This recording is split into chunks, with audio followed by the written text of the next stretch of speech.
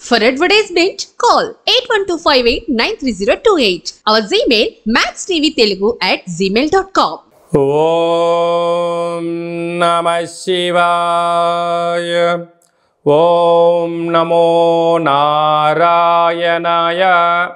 నరదృష్టి నివారణ, కర్మ నివారణ, సకల సంచిత కర్మ, ప్రారబ్ధ కర్మ, ఆగమిక కర్మ, దగ్ధ నివారణ, తులాభార కాల భైరవాయ నమో నమః.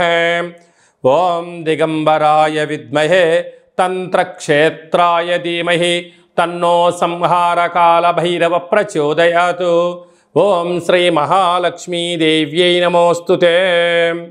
ఓం గణానాం త్వా గణపతిగుం అవామహే కవిం కవీనాపవస్త్రవస్తవం జ్యేష్ఠరాజం బ్రహ్మణస్వత ఆనశృణ్వన్నోతిభిస్సీదసాదనగుం శ్రీ మహాగణాధిపతయే నమః. హరి ఓం. 1వ తారీఖు 9వ నెల 2024 నుండి 15/9/2024 వరకు పుట్టినటువంటి వారందరూ కూడా ముందస్తుగా జన్మదిన శుభాకాంక్షలు. గతంలో వివాహం అయినటువంటి వారికి వివాహ వార్షికోత్సవ శుభాకాంక్షలు.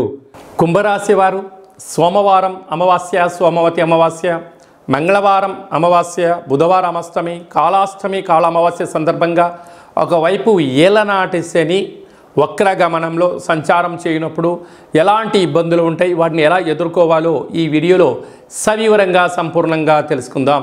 కుంభరాశిలో ఏ నక్షత్రాలు వస్తాయనగా ధనిష్టా నక్షత్రంలోని 3వ పాదం, 4వ పాదం, శతభిష నక్షత్రంలోని 4 పాదాలు, పూర్వాభాద్ర నక్షత్రంలోని 1, 2, 3 పాదములు కలిపితే కుంభరాశి.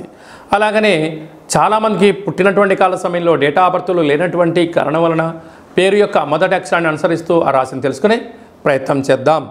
గు, గే, గో, సా, సి, సు, సే, సో, ద అక్షరాల వారందరూ కుంభరాశి జాతకులే.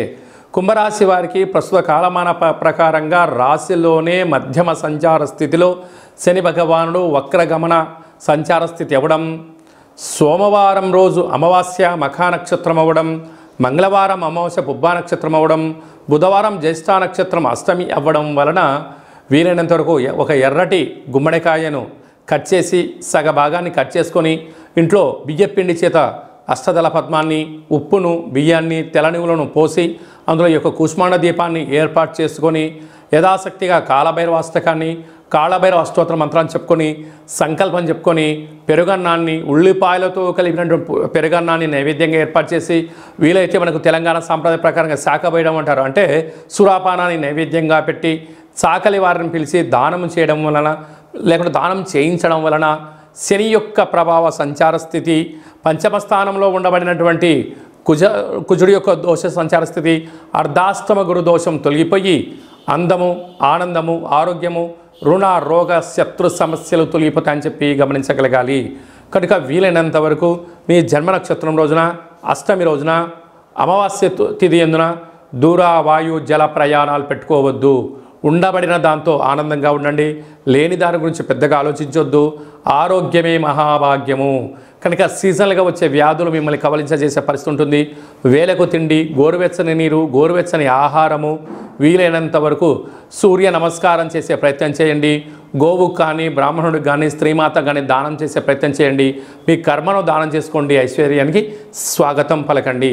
అలాగే సాఫ్ట్వేర్ వారు, హార్డ్వేర్ వారు, యానిమేషన్స్, సినిమా రంగాలు, వ్యవసాయ సోదరీమణులు, హోటల్ వ్యాపారం నడిపించేంతవరకు శుచి, శుభ్రత, ఓపిక అవసరమని చెప్పి గుర్తుపెట్టుకోవాలి.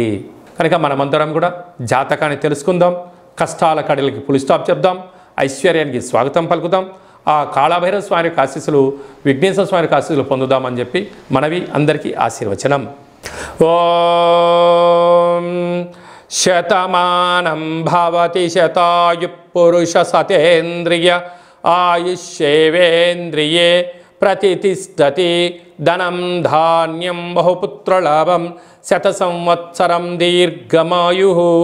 సర్వే జనా సుఖినో భవంతు. లోకా సమస్తా సుఖినో భవంతు. సర్వం విఘ్నేశ్వరార్పణమస్తు. ఈ వీడియో మీకు నచ్చినట్టయితే లైక్ చేయండి, షేర్ చేయండి, మా ఛానల్ని సబ్స్క్రైబ్ చేసుకోండి. అందరికన్నా ముందుగా మీ వ్యక్తిగత జాతకం మీరు తెలుసుకోవాలనుకుంటున్నారా?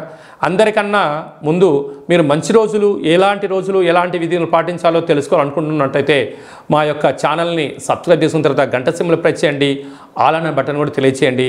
ఆధ్యాత్మికమైన ఈ యొక్క కార్యక్రమాన్ని భగవద్బంధువులకు, మిత్రులకు, స్నేహితులకు మీ క్షేమాన్ని ఎవరైతే కోరుకుంటున్నారో, మీరు ఎవరి క్షేమాన్ని అయితే కోరుకుంటున్నారో వారికి ఈ వీడియోను ఫార్వర్డ్ చేసి భగవంతుడి యొక్క ఆశీస్సులు పొందగలరు.